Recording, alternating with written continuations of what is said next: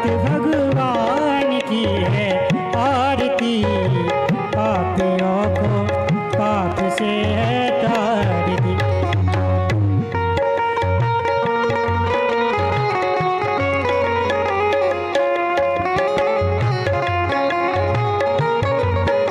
ये शांति गीत पावन पुनीत, पापों को मिटाने वाला, हरि दर्श कराने वाला। ये शांति गीत पावन पुनीत, पापों को मिटाने वाला, हरि दर्श कराने वाला। ये शांति गीत पावन पुनीत, पापों को मिटाने वाला, हरि दर्श कराने वाला। ये सुख करनी ये दुख हरनी, ये सुख करनी ये दुख हरनी, ये सुख करनी ये दुख हरनी, श्री मधुसूदन की आरती, पापियों को पाप से है तारती। श्री भागवत भगवान की है आरती, पापियों को पाप से है तारती। ये मधुर बोले जग फंदे खोल, सदमार्ग दिखाने वाला, बिगड़ी को बनाने वाला। ये मधुर बोल जग पथ खोल, सन्मार्ग बताने वाला, बिगड़ी को बनाने वाला। ये मधुर बोले जग फंदे खोल, सदमार्ग दिखाने वाला, बिगड़ी को बनाने वाला। श्री राम यही घनश्याम यही, श्री राम यही घनश्याम यही, श्री राम यही घनश्याम यही, श्री राम यही घनश्याम यही। श्री प्रभु महिमा की आरती, पापियों को पाप से है तारती। श्री भागवत भगवान की है आरती, पापियों को पाप से है तारती। घोरम करुणावतारम, संसारसारम भुजगेन्द्रहारम, सदा वसन्तम हृदयारविन्दे भवं भवानी सहितं नमामि। त्वमेव माता च पिता त्वमेव, त्वमेव बन्धुः च सखा त्वमेव, त्वमेव विद्या रमणं त्वमेव, त्वमेव सर्वं मम देवदेव, त्वमेव सर्वं मम देवदेव, त्वमेव सर्वं मम देवदेव। ओम जलेन शीतलीकरणं पुष्पैर देवाभिवन्दनम्। ओम द्यौः शान्तिरन्तरिक्षगुं शान्तिः, पृथिवी शान्तिरापः शान्तिरोषधयः, शान्तिः वनस्पतयः, शान्तिर्विश्वे देवाः, शान्तिर्ब्रह्म शान्तिः, सर्वगुं शान्तिः, शान्तिरेव शान्तिः, सामा शान्तिरेधि। हरिः ओम। यज्ञेन यज्ञमय जन्तदेवास्तानि धर्माणि प्रथमान्यासन्नत्तेह नाकं महिमानः, सचन्त यत्र पूर्वे साध्याः सन्ति देवाः। हरिः ओम। एकदन्ताय विद्महे वक्रतुण्डाय धीमहि, तन्नो दन्तिः प्रचोदयात्। हरिः ओम। नारायणाय विद्महे वासुदेवाय धीमहि, तन्नो विष्णुः प्रचोदयात्। हरिः ओम। महालक्ष्मी च विद्महे विष्णुपत्न्यै च धीमहि, तन्नो लक्ष्मीः प्रचोदयात्। सेवन्तिकावकुलचम्पकपाटलाब्जै, पुन्नागजातिकरवीररसालपुष्पै, बिल्वप्रवालतुलसीदलमञ्जरीभिस्त्वां पूजयामि जगदीश्वर मे प्रसीद। नानासुगन्धिपुष्पाणि यथा कालोद्भवानि च, पुष्पाञ्जलिर्मया दत्त ग्रहाणं परमेश्वर। मंत्रपुष्पांजलिं समर्पयामि श्री पुराण पुरुषोत्तमाय नमः। बोलिए श्री भागवत भगवान की, श्री सुखदेव जी महाराज की, श्री व्यास जी महाराज की, श्री परीक्षित जी महाराज की, श्री वृंदावन धाम की, सब संतन की जय, सब भक्तन की, अपने अपने श्री गुरु जी महाराज की, श्री महंत जी महाराज की, श्री पुजारी जी महाराज की जय जय श्री राम। सभी अपने अपने यथा स्थान पर विराजमान हो जाएं। और आज की कथा हमारे द्वितीय दिवस में श्री ललित कृष्ण ठाकुर जी महाराज की सुमधुर वाणी से एवं उनके ब्रज के भाव और जो भी उनकी इच्छा हो हमें सुनाने की, उस सुंदर भाव हमें आज श्रवण कराएंगे। और द्वितीय दिवस में भी जो कथाएं हैं उन कथानकों का भी हम श्रवण लाभ लेंगे। और आपकी वाणी दिव्य है, आप स्वयं ठाकुर जी हैं और यहाँ 7 ठाकुर जी कथा करने वाले हैं, आप सभी को ज्ञात है।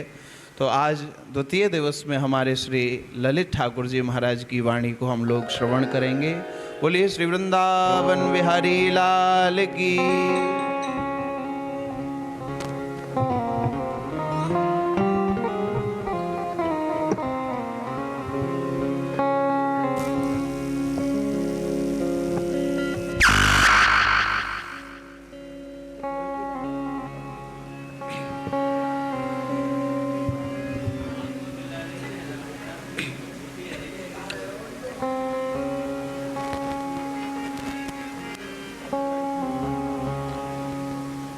स्वस्ति श्री गणेशाय नमः। श्री गुरुचरण कमलेभ्यो नमः। श्री राधा कृष्ण चरण कमलेभ्यो नमः।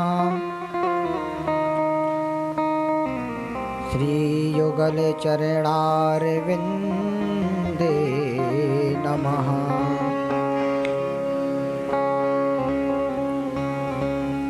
की वंशी विभूषित करार नवनीरदाभात पीतांबरा दरुण बिंब फलाधरोष्ठात् पूर्णेन्दु सुंदर मुखा दरबिंद नेत्रात् कृष्णात् परं किमपि तत्त्वमहं न जाने।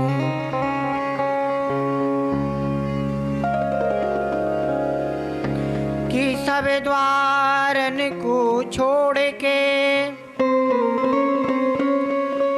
मैं आई तेरे द्वार।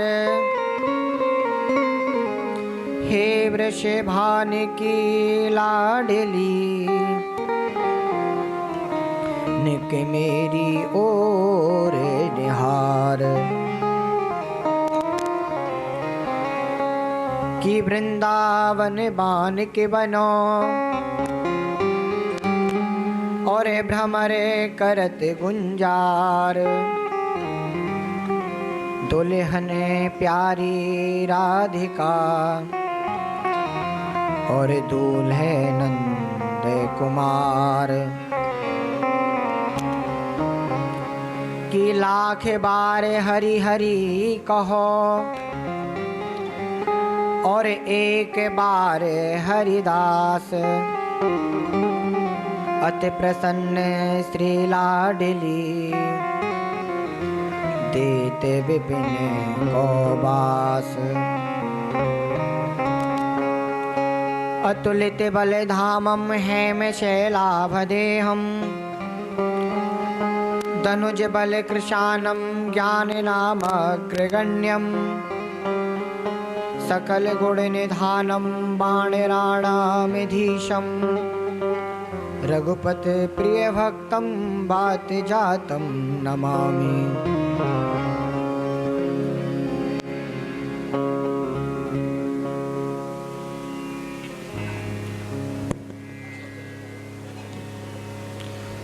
परम मंगल में परात्पर अखिलेश्वर दीनबंधु दीनानाथ भक्तिवांछा कल्पतरु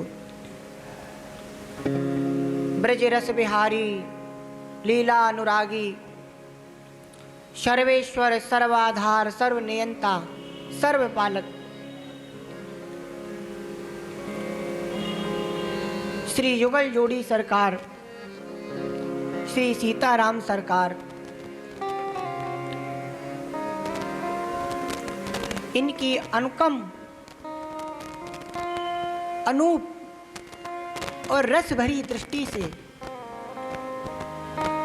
यह जो कथा का रस प्रवाह प्रारंभ हुआ है,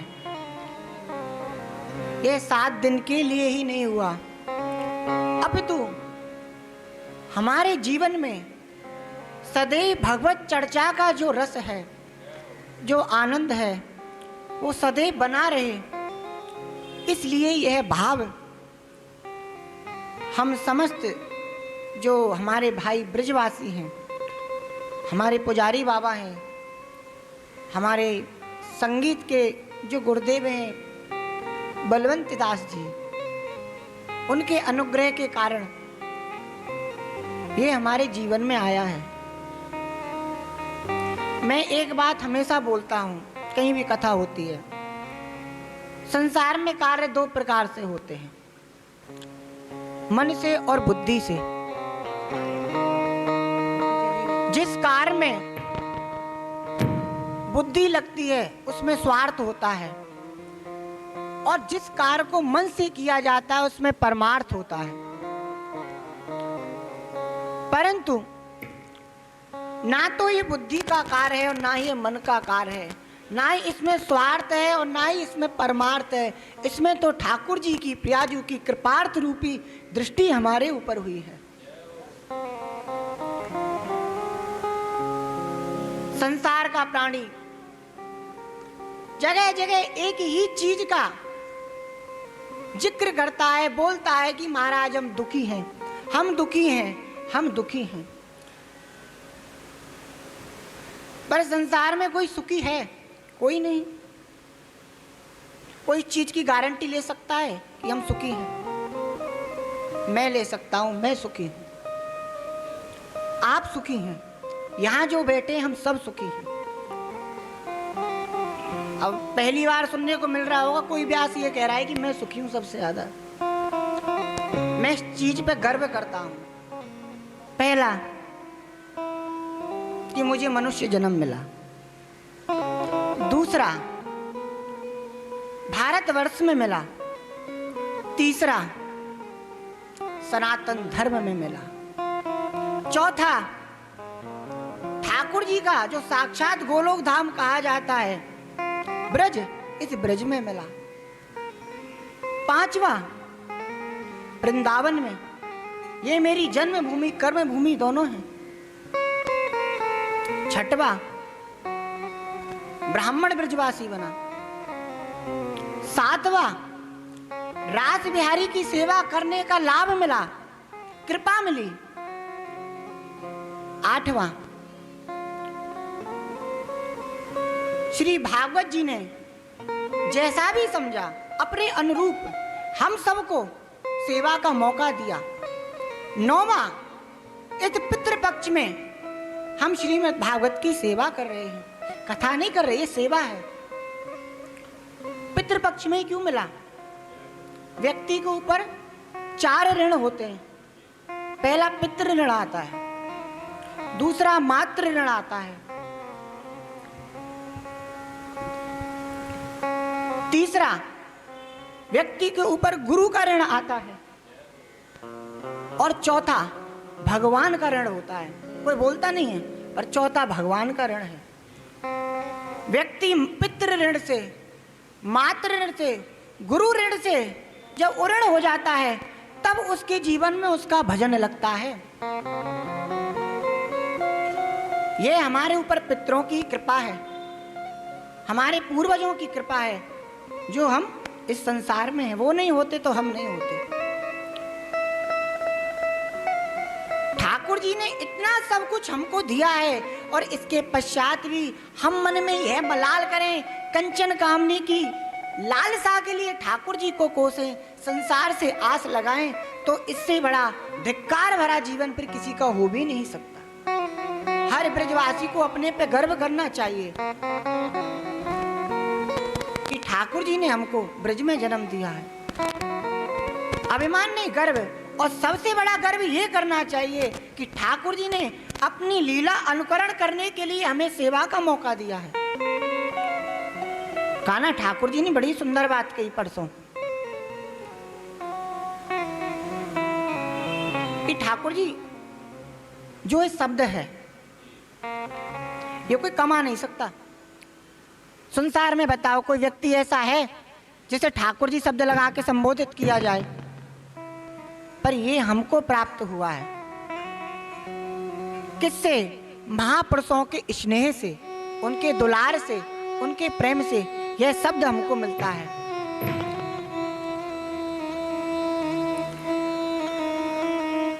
वृंदावन जहां हम आप विराजमान हैं, वृंदावन क्या है? 2 मिनट रुक जाओ। वृंदावन क्या है? कोई धाम है? तीर्थ है?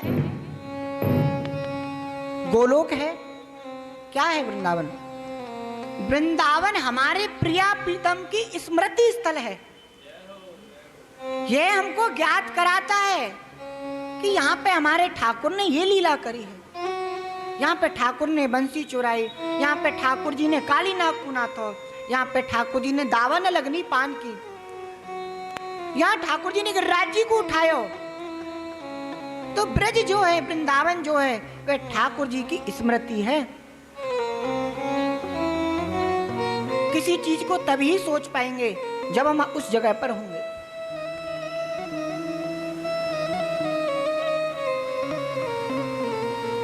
बड़ा ही आनंद का विषय है। कल हमारे माधव ठाकुर जी ने बड़ा सुंदर श्रीमद् भागवत का जो बखान किया महात्मा का, बड़ा ही सुंदर था। महिमा के बिना हम किसी चीज को नहीं जान सकते। पद्म पुराण, स्कंद पुराण में श्रीमद् भागवत की महिमा का वर्णन किया गया है। जितने कथावाचक हैं वे श्रीमद् भागवत का वर्णन करते हैं और ये कहते हैं कि सबसे पहले कथा सूत जी ने सोनक आदि ऋषियों को सुनाई, सुखदेव जी ने सुनाई। पर वास्तविक में श्रीमद् भागवत कहाँ हुई थी? सबसे पहले ब्रज में हुई थी। स्वयं उद्धव जी ने उद्धव कुंड पे भगवान के परपोते वज्रनाभ को श्रीमद् भागवत कथा का श्रवण कराया था। भागवत का प्रागट्य ही ब्रज से हुआ है। और सबसे सुंदर बात गुरुदेव, भागवत लिखी कहां पे गई? सरस्वती के तट पर। बोली कहां गई? गंगा के तट पर। और कथा कहां की है? यमुना तट की। मूल जो है भागवत का वो तो कोई बोलता ही नहीं है।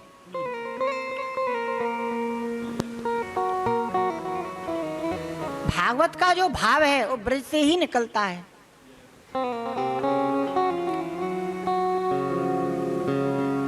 व्यक्ति संसार में परिश्रम करता है, परिश्रम करके उसका तन भीग जाता है, पर श्रोता जब कथा श्रवण करता है तो कथा श्रवण से उसका मन भीग जाता है।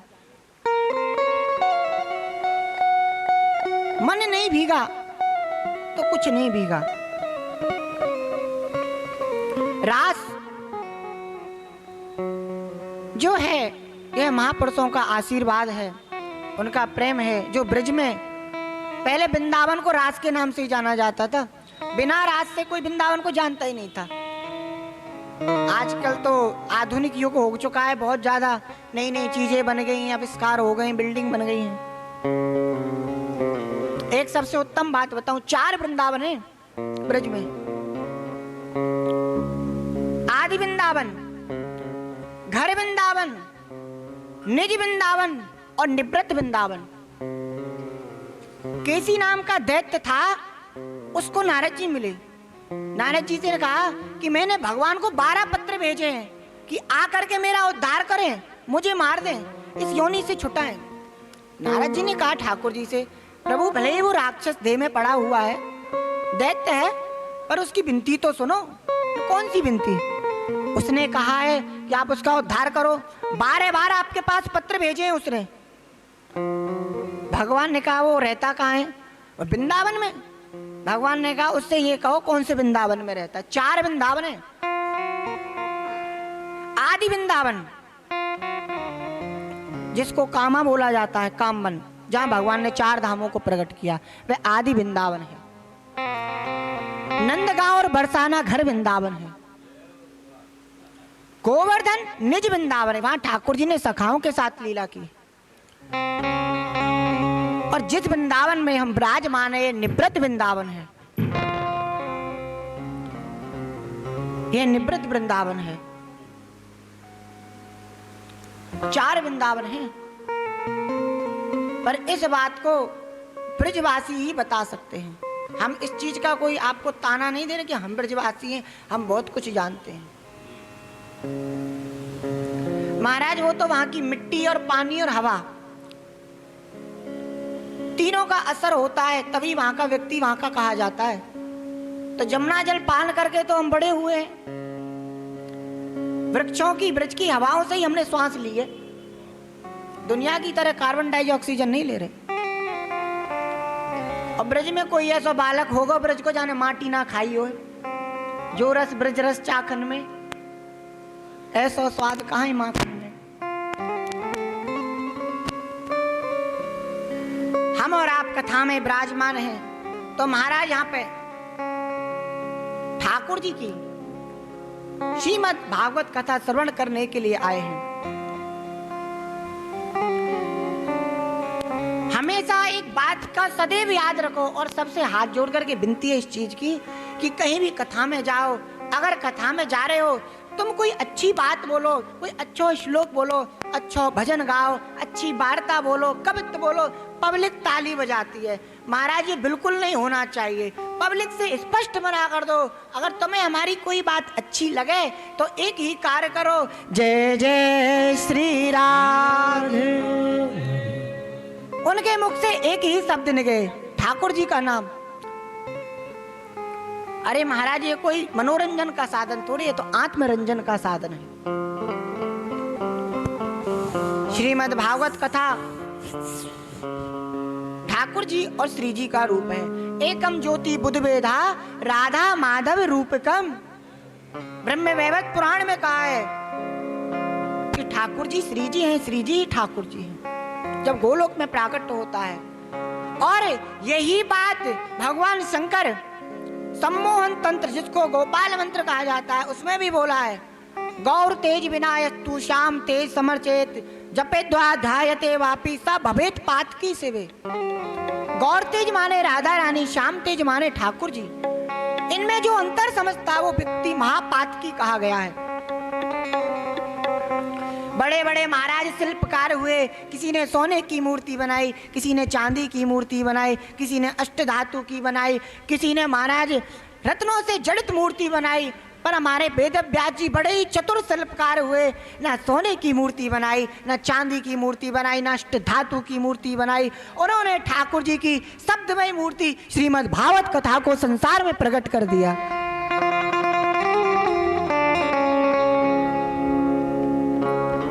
और फिर भी हम भटक रहे हैं, फिर भी जीव भटक रहा है।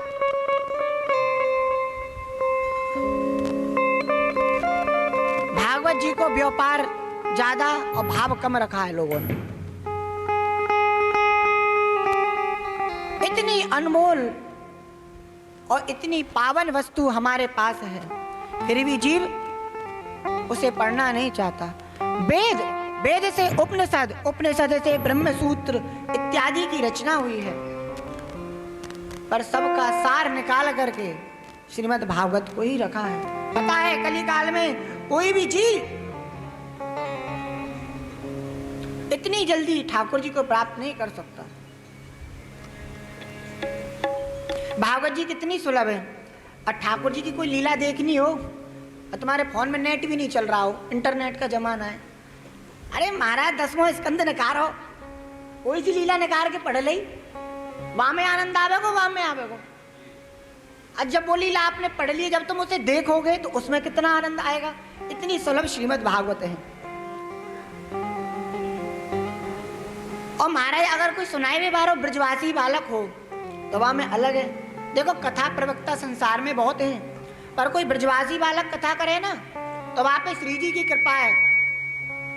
अरे जब राधा रानी ब्रज की बीथी में रुंझुन रुंझुन करती भाई, अपने पथ पर चलती भाई, जो एड़ी की धमक से जब वो कुंजन में चले, निकुंजन में चले, निवृत्त निकुंजन में भ्रमण करें, तो उनकी एक ही धमक से वह उनके चरणन की रज उड़े है। वह रज उड़ करके मलियागर पवन अपने आवृत्ति में ले करके किसी ब्रजवासी बालक की जिब्या पे रखता है और तब वह राधा कृष्ण महिमा का वर्णन करके सुनाता है। पढ़नो अलग बात है, पढ़ानो अलग बात है, और कृपा से जो प्राप्त होता है वो अलग बात है। इस कलिकाल में एक से एक पूज्य, आदरणीय, वंदनीय हमारे कथा व्यास हुए हैं। पूज्य डोंगरे जी महाराज, कोई व्यक्ति पढ़ के बोलता है, कोई वो व्यक्ति याद करके बोलता है, कोई देख करके बोलता है। पूज्य डोंगरे जी महाराज आंख बंद करके ऐसे भागवत किया करते थे। मैंने भी देखा है वीडियो में कि सामने उनकी लीला घटित हो रही हो। ऐसे ऐसे महापुरुष पूज्य अखंडानंद जी महाराज, पूज्य उड़िया बाबा जी महाराज, और आज के समय में भी महान संत हैं। हमारा ब्रज संतों के नाम से ज्यादा जाना जाता है। जितना भगवान के नाम से जाना जा रहा है उतने संतों के नाम से जाना जा रहा है। भागवत कथा क्या है? ठाकुर जी का खजाना है। एक सेठ जी थे, उन्होंने सारा धन अपनी सेठानी को दे दिया। रखो रखो रखो, रख रख के सेठानी बावरी हो गई। एक दिन अब सेठानी की बुद्धि खराब हो गई, सारी तुझी रुई का माल लेकर के छत पे चढ़ गई और महाराज सारे पैसे लुटाने लगी, नोटों की गड्डियां फेंकने लगी, गहने फेंकने लगी। जो व्यक्ति दिन भर में 50 रुपए 100 रुपए की मजदूरी करता है, उसके हाथ में 50,000 की गड्डी, किसी के हाथ में हार पड़ गया, किसी के हाथ में अंगूठी पड़ गई। लोग कहने लगे ऐसी सेठानी रोज बावरी है जाए तो मजा आ जाए। तो महाराज ऐसे यह संसार को सेठ कौन है? हमारो ठाकुर जी। और सेठानी कौन है? राधा रानी। सावरियो है सेठ जाकी राधानी सेठानी है। एक दिन राधा रानी ने सुखदेव जी के मुख से श्रीमद् भागवत कथा के कुछ श्लोक सुन लिए। राधा रानी भी अपनी प्रेम की अट्टालिका पे चढ़ गई और कृष्ण प्रेम में मगन होकर के, बावरी होकर के भगवान का जो इकट्ठा किया हुआ खजाना है, भगवान का कूर्मा अवतार, हयग्रीव अवतार, नरसिंह अवतार, राम अवतार, माखन चोरी लीला, बेनी गूथन लीला, ब्रज की निकुंज लीला, कालिया मर्दन लीला, महाराज लीला, वेणु लीला, सारे खजाने को लेकर के महाराज हम सब भक्तों में बांट दिया। और उसी में से 9 लक्का का हार आज हमारे गले में पड़ गया और हम यहाँ 7 दिन की उस हार के लिए मौज करेंगे। अब तो हमारी मौज है, 7 दिन तक वही हारते खाएंगे, कमाएंगे, मौज है। महाराज जो ठाकुर जी के समक्ष बैठने में आनंद नहीं है जितना ठाकुर जी की कथा और भजन करने में है। मधुसूदन सूरीपाल जी कहीं भागवत कथा सुन रहे थे, कथा सबसे पीछे बैठते थे। ठाकुर जी उनसे बड़े प्रसन्न कि सबसे 1 नंबर को श्रोता मेरी कथा में कोई आवे तो यही आवे। जाकर के ठाकुर जी ने पीछे से बुलाया, बाबा। बाबा ने पीछे मुड़ के देखो, कौन? अरे मैं, मुझे वरदान मांगो, आज मैं तुमसे बड़ा प्रसन्न हूँ। उनने कही वरदान बाद में जियो, पहले यहाँ से चले जाओ। मैंने क्यों चले जाओ? अरे तुम्हारे आए हुए थे मुकु कथा में विघ्न आ रहे हो। ठाकुर जी से ज्यादा वे ठाकुर जी की कथा को मानते। महाराज हनुमान जी जो है, हनुमान जी को सबसे बड़ा भक्त क्यों कहो जाए? अरे उन्हें सीता जी को पतो लगायो, ना लंका में आग लगाई। अरे नहीं, उन्होंने लक्ष्मण जी के प्राण बचाए। भैया हनुमान जी ते बड़े कार्य और भक्तन ने करे हैं, सेवकन ने करे हैं। हनुमान जी को सबसे ज्यादा क्यों कहा गया है? सबसे बड़े भक्त हैं राम जी के। क्या है? तो तुलसीदास जी लिखते हैं कि प्रभु चरित सुने बेको रसिया, प्रभु चरित सुने बेको रसिया, राम लखन सीता मन बसिया, राम लखन सीता मन बसिया।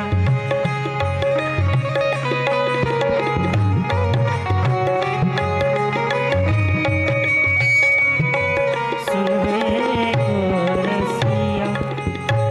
राम लखन सीता मन बसिया। सदैव ठाकुर जी की कथा के लिए महाराज आतुर रहते हैं। ऐसे हनुमान जी, श्रीमद् भागवत का जो अर्थ है महाराज संसार में मद, मद किसको कहते हैं? मद कहते हैं किसी आदत को। किसी को महाराज काम का मद है, किसी को क्रोध का मद है, किसी को लोभ का मद है, किसी को ईर्ष्या का मद है। एक व्यक्ति ऐसा है हर समय महाराज तमतमाया हुआ रहता है, इससे लड़े उससे लड़े। एक व्यक्ति ऐसा है, अरे ये मेरा पति होता है, ये मेरा घर होता, इच्छा प्रकट होना किसी चीज को अपना बनाने की, उसको काम ही कहा गया है। लोभ का मद, अरे महाराज इस व्यक्ति के पास ये वस्तु क्यों है, इससे अच्छी मेरे पास होनी चाहिए। मोह का, ये मेरा बेटा है, ये मेरी बेटी है, पति पुत्र परिवार है ये मेरा। पर किशोरी जी जब जिसके ऊपर कृपा करती है, ना काम का मद रहता, ना क्रोध का मद, ना लोभ का मद, ना ईर्ष्या का मद, उस व्यक्ति को तो श्रीमद् भागवत का ही मद चढ़ जाता है। और किशोरी जी से यही कृपा मांगो, यही आशीर्वाद मांगो कि हे श्यामाजू, आपकी कथा का, आपकी लीला का, आपकी सेवा का मद हमको भी चढ़ जाए। भा माने भक्ति। भक्ति कैसी महाराज? भक्ति और पूजा में अंतर होए। आरती कर लेनो, पाठ कर लेनो, माला कर लेनो, ये पूजा उपासना मानी जावे है। 1 घंटा 2 घंटा 3 घंटा से ज्यादा कोई ना कर सके। बड़े के बड़ो साधु भी 3 घंटा से ज्यादा पूजा पाठ उपासना नहीं कर सके। तो भक्ति क्या है? भक्ति का अर्थ है संबंध। व्यक्ति गया एक बाबा के पास, पूछा बाबा कुछ ऐसा बताओ कि मैं भक्ति करूं। बाबा ने कहा कितने लोग हो घर में? 4, मैं, मेरी पत्नी, बेटा और बेटी। बन आज से 5 समझो। बन कौन? जो 5 में माले पे बैठा है उसको। अरे जो 4 के लिए करते हो 5 के लिए करो। 4 को खिलाते हो 5 में को खिलाओ बढ़िया बना के। 4 के लिए वस्त्र लाते हो 5 में के लिए लाओ। 4 का सर्दी गर्मी का हिसाब रखते हो 5 में के लिए रखो। हो गई भक्ति। भक्ति का अर्थ है 24 घंटे ठाकुर जी का चिंतन। ज्ञान, ज्ञान कैसा ज्ञान? किताबन को पढ़ लेनो, वेदांत को पढ़ लेनो, महाराज व्याकरण पढ़ लेनो, कोई आविष्कार कर देनो, यह ज्ञान नहीं है। साची ज्ञान क्या है? तो भगवत रसिक देव जी कहते हैं, साचो एक राधा रमण, झूठो सब संसार। जाके मन में यह बात बैठी हुई है, भैया संसार को सबसे बड़ो ज्ञानी है। वैराग्य, वैराग्य का अर्थ क्या है? महाराज घर को छोड़ देनो, जंगल में चले गए, काउ तीर्थ में चले गए, धाम में चले गए, वहां जाके भजन कर रहे हैं। अरे सबसे बड़ा वैराग्य ये नहीं है तुम कहा छोड़ रहे हो, एक दिन मृत्यु सब छुड़वा देगी। अगर छोड़ना है वैराग्य को, अगर त्यागना है तो सबसे बड़ा वैराग्य क्या है? वैराग्य में छोड़ो ना जावे, वैराग्य में पकड़ो जावे। तुम क्या छोड़ रहे हो? जब मृत्यु सब छुटवा देगी। हमें तो ठाकुर को पकड़ना, ये सबसे बड़ा वैराग्य है। और चौथा आता है भागवत में त्यागता। त्यागना क्या है? तो त्यागने के लिए भी भागवत जी में बताया है। मीरा जी कहते हैं, क्या कहती है मीरा जी? तजिए हरि विमुखन को संग। क्षमा करे, तुलसीदास जी ने मीरा जी से कहा था, तजिए हरि विमुखन को संग। अगर संसार में कुछ छोड़ना है, जो हरि से विमुख लोग हैं, जो नास्तिक हैं, उनका संग छोड़ो।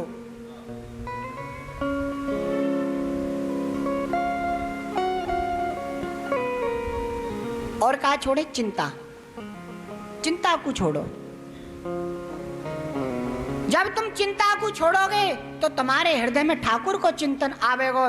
चिंता होती है व्यक्ति को चिता तक पहुंचा देती है। ठाकुर जी का चिंतन होता है, राधा माधव की गोद में ला करके बिठा देता है।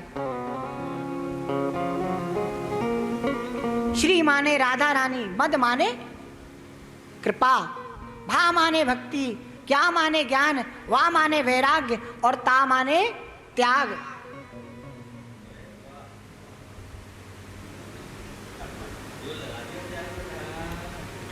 श्रीमद् भागवत में सब कुछ विराजमान है।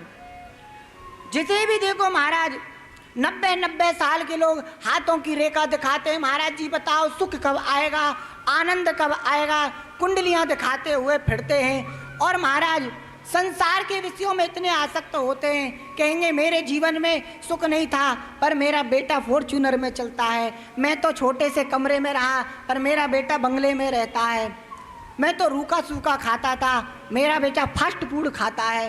अरे संसार की विषयों में क्यों भटक रहे हो? अरे हाथी भी मरने से पहले गड्ढा खोद लेता है, सांप भी मरने से पहले बिल बना लेता है, चिड़िया भी मरने से पहले घोंसला बना लेती है, पर जीव ऐसा है जो मरने से पहले ठाकुर जी को ही अपना नहीं बना पाता। ठाकुर को अपना बनाओ, बिना उसकी कृपा के कुछ भी नहीं है।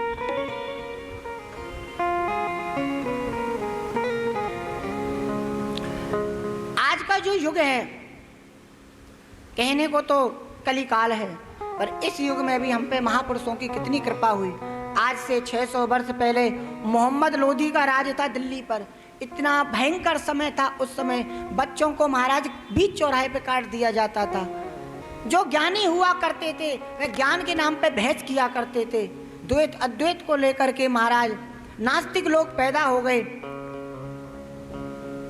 ऐसा बुरे समय ठाकुर जी का कहीं भी कोई नाम बोलने वाला नहीं था, किंतु उसी समय हमारे महापुरुषों का प्रागट्य हुआ। पूज्य स्वामी हरदास जी महाराज, पूज्य श्री हितहरवंश महाप्रभु जी, पूज्य हरिराम व्यास जी, पूज्य परशुराम देवाचार्य जी, ठाकुर जी ने अपने परिकर के साथ इस कलिकाल में आए, और जिस समय वे आए उस समय को भक्ति काल कहा जाता है। ज्यादा दिन की बात नहीं है। ठाकुर जी ने अपने जो परिकर के लोग हैं उनको संसार में भेजा भक्ति का प्रचार प्रसार करने के लिए, और बाद में स्वयं ठाकुर जी चैतन्य महाप्रभु के रूप में प्रकट होकर के महाराज कृष्ण नाम का उन्होंने जगह जगह प्रचार प्रसार किया। भूखे भटकते प्यासे भटकते बिना चप्पल के रहते महाराज, पैरों में पत्थर चुभ गए, कितने कितने महीने हो जाते बिना खाए। लोग उनके चेहरे का तेज देखते, कहते प्रभु कुछ खा लो, कुछ पी लो, कुछ पहन लो, विश्राम कर लो। संसार से कुछ नहीं मांगते, मांगते तो एक चीज मांगते, भैया अपने मुख से एक बार श्री कृष्ण कह दो।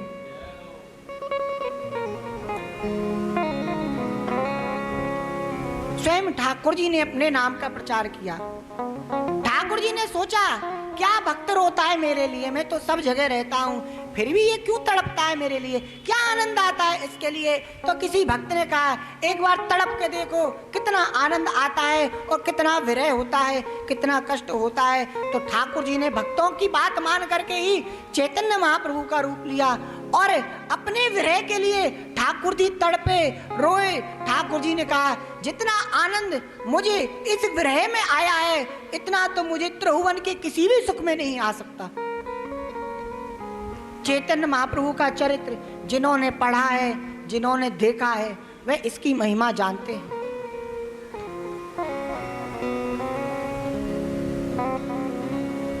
पूज्य अखंडानंद महाराज जी,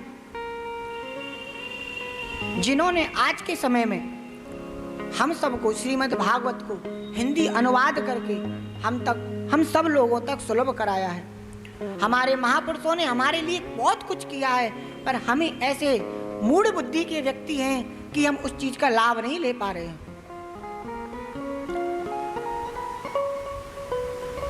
अपने कष्टों को संसार के आगे रोते हैं, बोलते हैं, कहते हैं, पर भैया साची बात तो ये है बिना ठाकुर जी के कोई तुम्हारे कष्टों को पार नहीं कर सकता।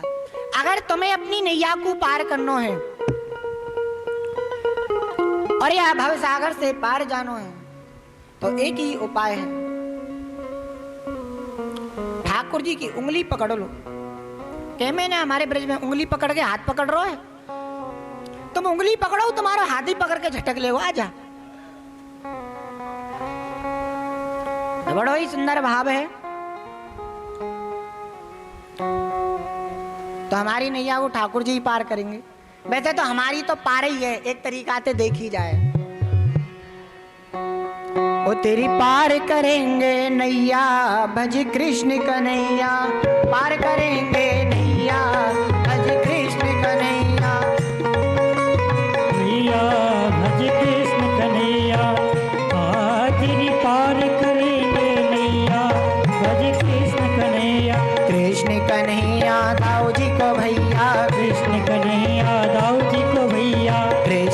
कन्हैया दाऊ जी को भैया, कृष्ण कन्हैया दाऊ जी को भैया, पार करेंगे नैया भज कृष्ण कन्हैया, पार करेंगे नैया भज कृष्ण कन्हैया।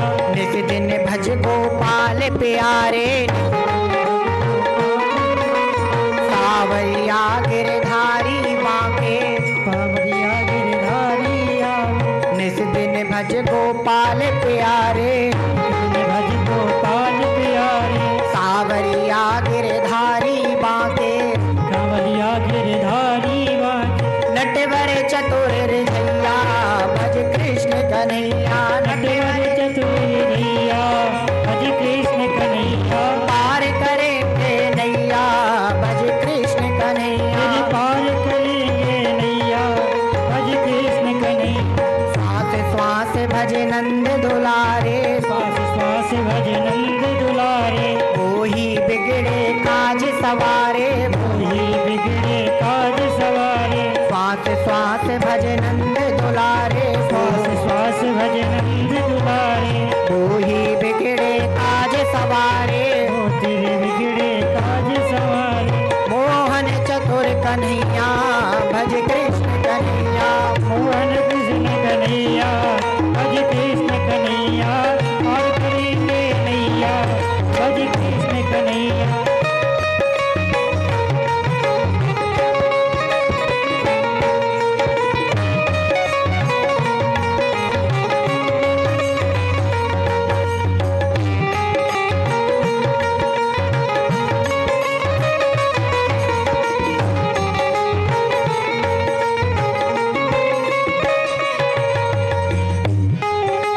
भरी सभा में द्रौपदी रोई, सभा में द्रौपदी रोई, मेरी लाज रखे ना कोई, ढेरों लाज रखे ना कोई, भरी सभा में द्रौपदी रोई, भरी सभा में द्रौपदी रोई, मेरी लाज रखे ना कोई, मेरी लाज रखे ना कोई, आ गयो चीर बढ़ैया भज कृष्ण कन्हैया, आके चीर बढ़ैया भज कृष्ण कन्हैया, पार करेंगे नैया भज कृष्ण कन्हैया, पार करेंगे नैया भज कृष्ण कन्हैया।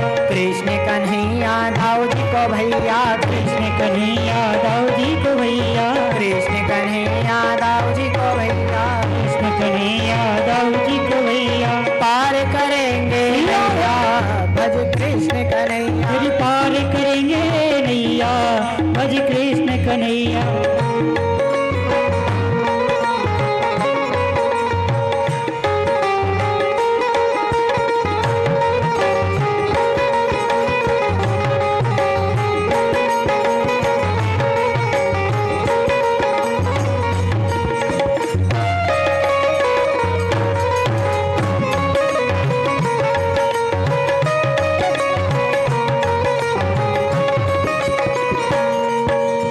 बाल बाल संग धेनु चरावे, बाल बाल संग धेनु चरावे, लूट लूट दद माखन खावे, लूट लूट दधि माखन खावे, बाल बाल संग धेनु चरावे, बाल बाल संग धेनु चरावे, लूट लूट दद माखन खावे, लूट लूट दधि माखन खावे।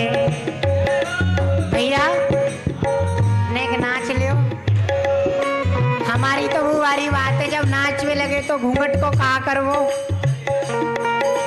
बाल बाल संग धेनु चरावे, बाल बाल संग धेनु चरावे, लूट लूट दद माखन खावे, लूट लूट दधि माखन खावे, कालिया नागिन थैया भज कृष्ण कन्हैया, कालिया नाग नथैया भज कृष्ण कन्हैया, पार करेंगे नैया भज कृष्ण कन्हैया, तेरी पार करेंगे नैया भज कृष्ण कन्हैया। कृष्ण कन्हैया दाऊ जी को भैया, कृष्ण कन्हैया दाऊ जी को भैया, कृष्ण कन्हैया दाऊ जी को भैया, कृष्ण कन्हैया दाऊ जी को भैया, पार करेंगे नैया भज कृष्ण कन्हैया, तेरी पार करेंगे नैया भज कृष्ण कन्हैया, पार करेंगे नैया भज कृष्ण कन्हैया, तेरी पार करेंगे नैया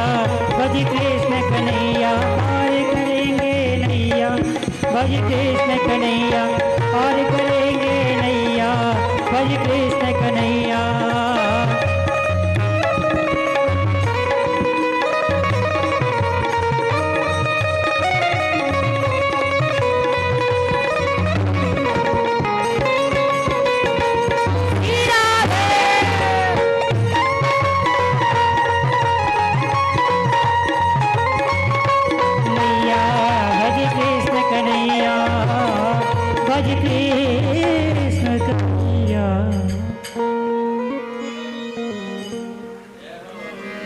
बोलो बाल कृष्ण लाल की जय, ब्रज के सखान की जय। एक बार बोल दे भैया, बोलो राधा रानी की जय, लाडली लाल सरकार की जय, ऊंची अटारी वारी की जय, बरसाने वारी की जय जय श्री राधे। यही तो आनंद है ब्रज को। यहाँ काय बात की शरम, जाने करी शरम और वाके बूटे।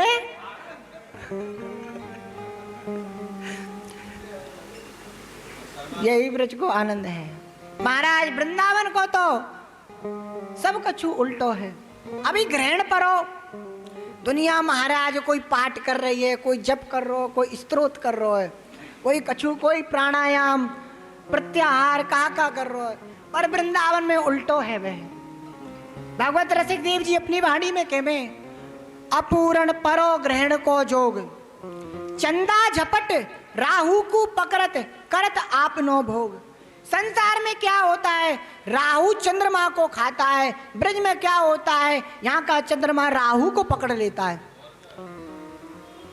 ब्रज को चंद्रमा कौन है, ब्रज को चंद्रमा है हमारी श्री जी। और राहु कौन है, राहु है हमारे ठाकुर जी। महाराज जब जब पकड़े तब तब झोरी बना में। हाँ, राहु के उताऊ है। जय हो। अपूर्ण परो ग्रहण को जो, राहु को पकड़त करत आपनो भोग। जब जब महाराज श्री जी ने ठाकुर जी को पकड़ो है तब तब नाक रगड़वाई है। तो ब्रज को तो महाराज हमारो वृंदावन सिरमौर, माया काल जहां नहीं व्यापत है।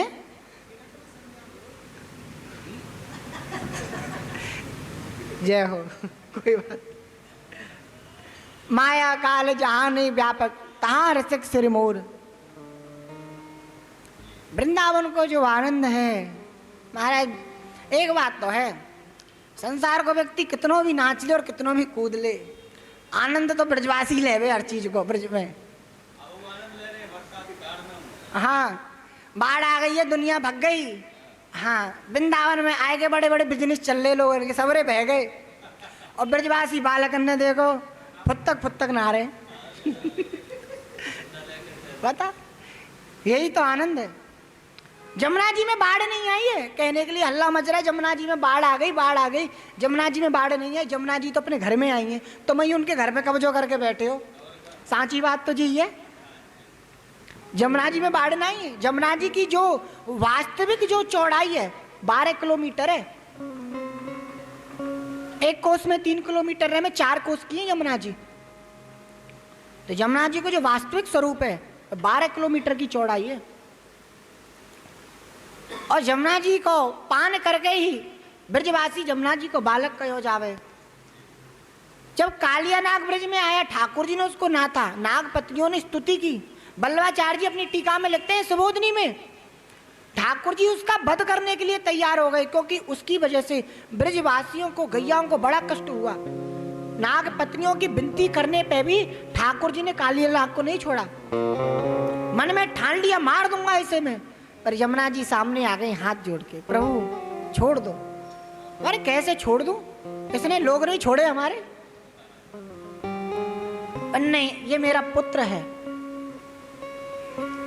क्योंकि यमुना जी का जो जल है वो देखने में जल लगता है, पर यमुना जी की जो वास्तविक धारा है वह दूध की धारा है। यमुना जी का जल नहीं है, दूध है। और यमुना जी ने कहा है जैसा भी है इसने मेरा दुग्ध पान किया है, मेरा बेटा है, मेरी गोदी में बैठा है। जो माँ की गोदी में बेटा बैठा हो, क्या माँ चाहेगी उसको कोई मार दे?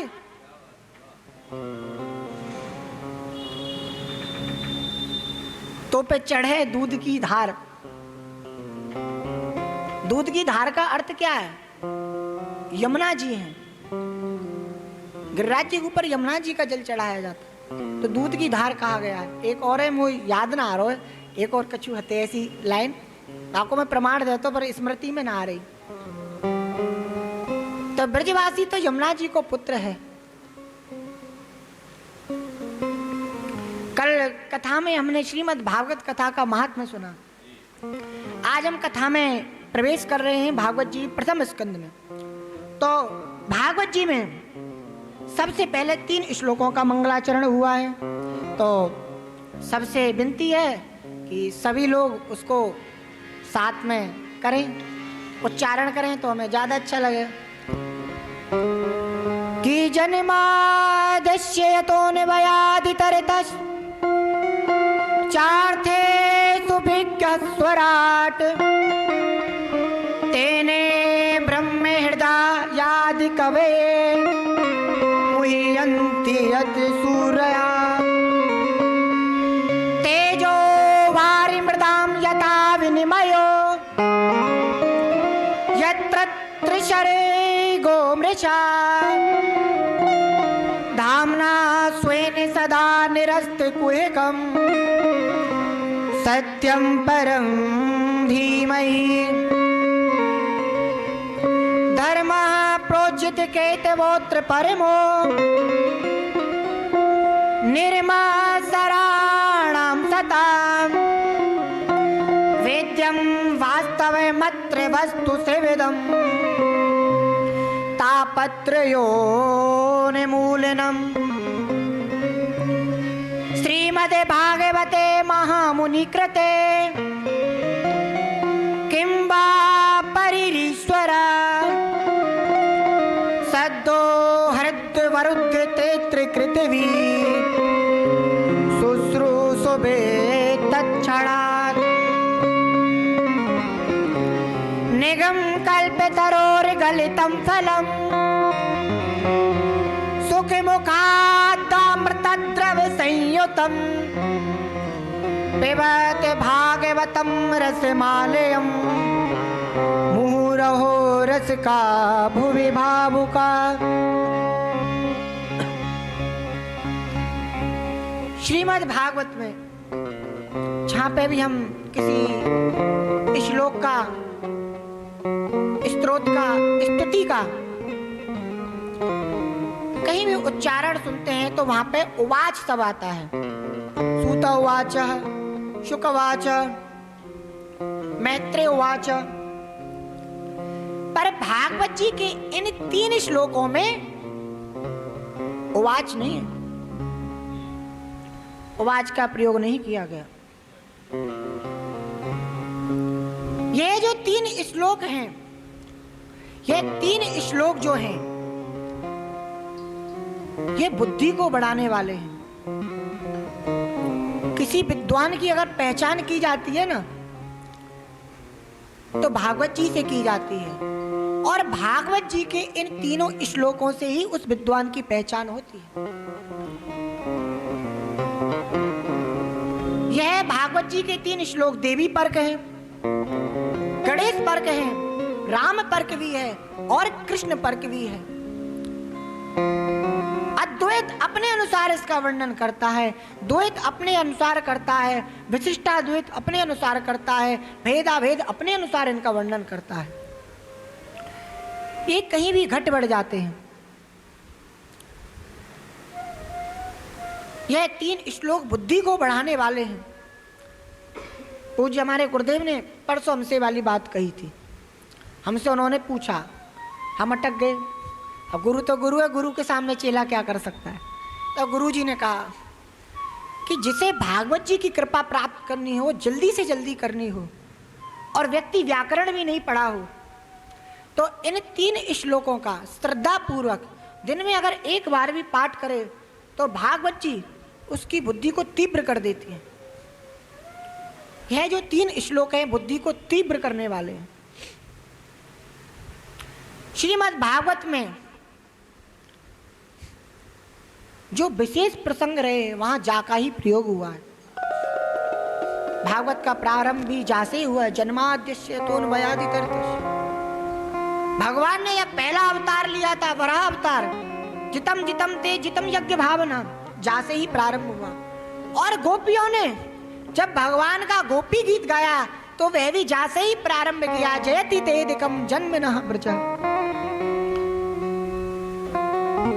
गोपियों का जो जासे प्राकट्य किया है भाव, वह भक्ति है। वराह भगवान का जितम जितम ते जितम यज्ञ भावना का जो उच्चारण किया है, देवों ने स्तुति की है, वह वैराग्य का प्रतीक है। और व्यास जी ने जन्माद्यस्य का जो मंगलाचरण प्रारंभ किया है, यह ज्ञान के लिए है। तो यह तीनों श्लोक जो हैं, प्रथम श्लोक बीज स्वरूप है, तृतीय श्लोक वृक्ष स्वरूप है, और तृतीय श्लोक जो है वह फल स्वरूप है। निगम कल्प तरोर गलितम फलम। हर व्यास बोलते हैं, कथावाचक बोलते हैं, महापुरुष भी बोलते हैं कि श्रीमद् भागवत जो है वह पका हुआ फल है। अरे फल तो है, ये तो सब बोलते, वृक्ष क्या है? वृक्ष का नाम भी तो बताओ। तो भगवान का एक नाम है भक्त वांछा कल्प तरु।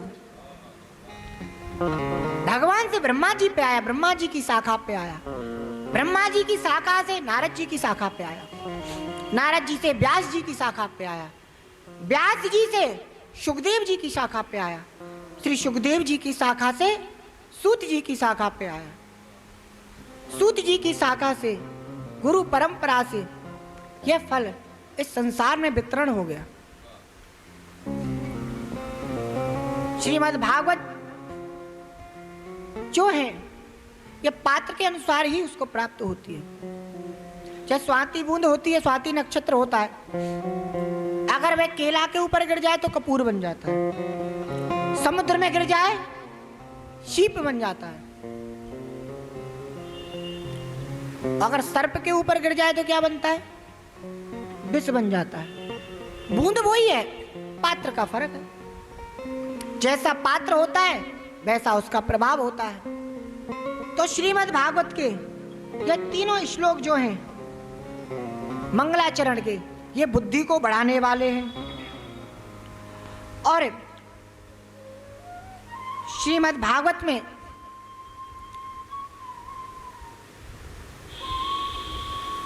समस्त वेद का, उपनिषदों का, ग्रंथों का सार है।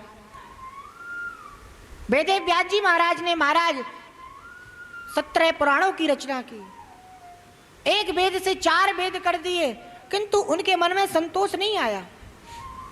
पता है कली काल है, जीव इतना प्रमादी है, इतना कामी क्रोधी लोभी है कि वे ग्रंथों को नहीं पढ़ेगा। क्या करूं, कैसे करूं, कैसे जीव का उद्धार करूं? देखो एक विशेष बात और है, भागवत जी के प्रथम स्कंद में 3 श्रोता हैं और 3 वक्ता हैं। पहले जो हैं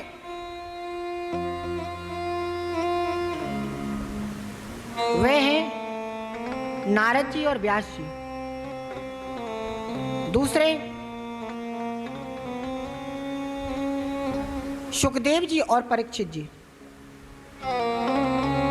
और तीसरे सूत जी और सौनकादिक ऋषि जी। सूत जी सौनकादिक ऋषियों को प्रथम स्कंद से 12 स्कंद तक भागवत में वर्णन करके सुनाते हैं, और नारद जी व्यास जी को चतुर्थ, पंचम और षष्ठम 3 अध्यायों में श्रीमद् भागवत कथा को कहते हैं। और सुखदेव जी प्रथम स्कंद में आते हैं और परीक्षित जी उनकी स्तुति करते हैं, प्रश्न करते हैं। यहां पर प्रथम स्कंद विश्राम हो जाता है। 3 प्रकार के श्रोता हैं और 3 प्रकार के वक्ता हैं। पूज्य रमेश भाई ओझा जी की कथा स्रोत मुनि में हुई थी कुछ समय पहले, तो उनके मुख से मैंने बात श्रवण की थी। उत्तम श्रोता, मध्यम श्रोता और हीन श्रोता, उत्तम वक्ता, मध्यम वक्ता और हीन वक्ता। उत्तम वक्ता जो हैं और श्रोता हैं वह सुखदेव जी और परीक्षित जी हैं कि वहां पे कोई कामना नहीं है। परीक्षित ने यह भी नहीं कहा कि मुझे मोक्ष चाहिए, वहां पे सब कुछ त्याग करके सिर्फ कथा सुननी है, इस भाव से कथा हो रही है। और व्यास जी और नारद जी, यहाँ पे थोड़ी कामना है उनके मन में जीव मात्र का, तो उनको मध्यम कोटि का श्रोता वक्ता कहा है। उत्तमाधिकारी, मध्यमाधिकारी और हीनाधिकारी, ये तीन हैं। और हीनाधिकारी बोला गया है सूत जी को और शौनक जी को। हीनता वाली कोई बात नहीं है। उन्होंने वर्णन किया था कि जिस वक्ता के मन में थोड़ा ये अहंकार हो, मन में हो हाँ हम भी कुछ हैं भाई, ज्ञान है हमें भी, जहाँ जाते हैं पंडाल लग जाते हैं बड़े बड़े, वो हीना वक्ता कहा गया है। और जो श्रोता कथा का जजमान अगर कथा कराए और आडंबर दिखाए और कहे महाराज जी तो 2 लाख की कथा करते थे, हमने 50 लाख की करवाई है, ऐसे जजमान तो हम ही हैं इनके। पर आज के समय पे तो हीना अधिकारी भी नहीं है, उससे भी नीचे हैं। देखा जाए तो कलयुग है। शौनक जी